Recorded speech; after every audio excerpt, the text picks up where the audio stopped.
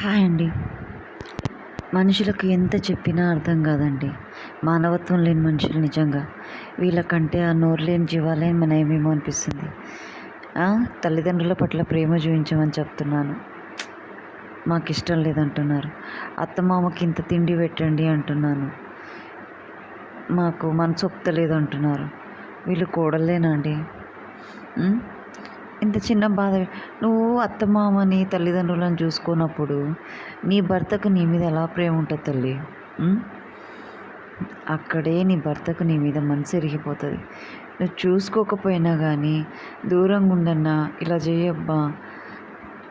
అత్తమ్మ మామయ్యకి నేనంటే ఇష్టం లేనట్టుంది, వాళ్ళకు ఏదో నెగిటివ్ థింకింగ్ ఉంది, పాజిటివ్గా లేదు, కనీసం నువ్వన్నా చేయబ్బా, నాకు అదృష్టం లేదు అని భర్త కన్నా చెప్పి దూరంగా ఉంచి అన్న వాళ్ళని ప్రశాంతంగా ఉంచి వాళ్ళకి టైంకి తిండి మందులు అన్నీ చూసుకుంటే అది ఇంకెంత మంచిగా ఉంటుందండి.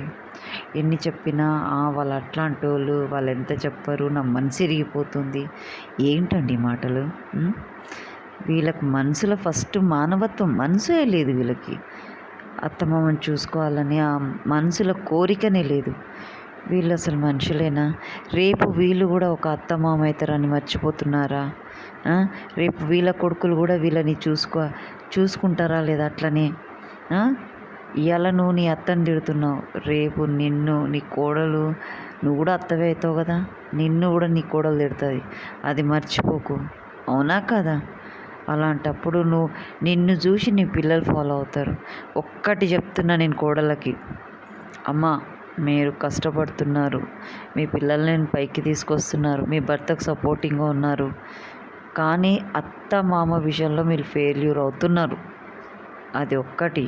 వాళ్ళు ఎంత చెడ్డ వాళ్ళైనా సరే నీ భర్తకు నచ్చ చెప్పుకొని వాళ్ళని చూసుకొని మంచిగా నువ్వు ఉన్నావు అనుకో, ఇవాళ కాకుండా నీ అత్త నీకు రేపు రోజైనా భయపడుతుంది. ఎందుకో తెలుసా? నీ మంచితనానికి, నీ పర్సనాలిటీకో నీ నోరుకో కాదు, నీ మంచితనానికి. ఎందుకంటే ఆ పిల్ల అంత మంచిది, నేనంటే నాకు పాపం తగులుతుందని అలా భయపడుతుందే తప్ప, అంతేకాని నీ పర్సనాలిటీ చూసో నీ గయ్యాలితనం చూసో కాదు.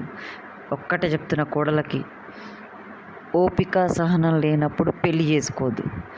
అంతేకాదు పిల్లల్ని కూడా కనొద్దు. అది మిమ్మల్ని చూసి వాళ్ళు నేర్చుకుంటారు. అవునా? రేపు మీకు అదే గతి పడుతుంది. ప్లీజ్ ఆడవాళ్ళకి నేను ఒక్కటే చెప్తున్నాను. భర్తతోటి మీరు భరిస్తున్నారేమో, నేను కాదనను, ఒప్పుకుంటాను. నేను కూడా ఒక ఆడపిల్లనే, నేను కూడా అన్నీ భరించే వచ్చిందని కాదనను. అత్తమామతోటి కూడా మీరు నేను పడలేదని అంటారేమో.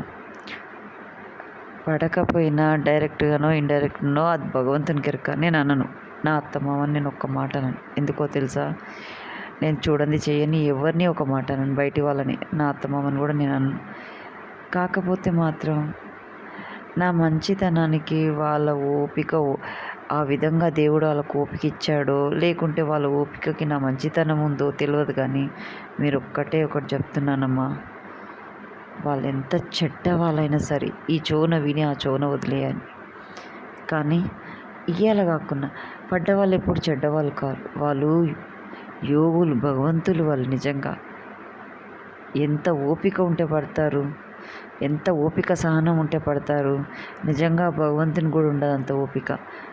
నేను అలా అనుకుంటాను మిమ్మల్ని. అంటే అంత ఓపిక సహనం ఉండాలి మీకు అని అర్థం. భగవంతుడు పడడని కాదు, కానీ మీకు అంత ఉండాలని అర్థం. ఒక్కటే చెప్తున్నా కోడళ్ళకి, మీరు తల్లిదండ్రులని చూసుకోలేరు అనుకో, అంటే మీకు అత్తమామ అవుతారు కదా, మీ హస్బెండ్ వాళ్ళ తల్లిదండ్రులు మీరు చూసుకోలేదనుకో, మీ జన్మ వేస్ట్ అమ్మా. నా దృష్టిలో మీరు వేస్టే. ఎందుకో తెలుసా? రేపు మీరు అదే ఫ్యూచర్లో ఫేస్ చేయబోతున్నారని అర్థం. ఇంకా హీనంగా ప్రవర్తిస్తారు. ఎందుకంటే మిమ్మల్ని చూసి మీ పిల్లలు నేర్చుకుంటారు కదమ్మా. మరి మీ ఇష్టం. నేను చెప్పదలుచుకుంది చెప్పిన. సరే, నేను ఇంతకంటే ఎక్కువ చెప్పలేనమ్మా, ఓపిక కూడా లేదు నాకు. మంచిది.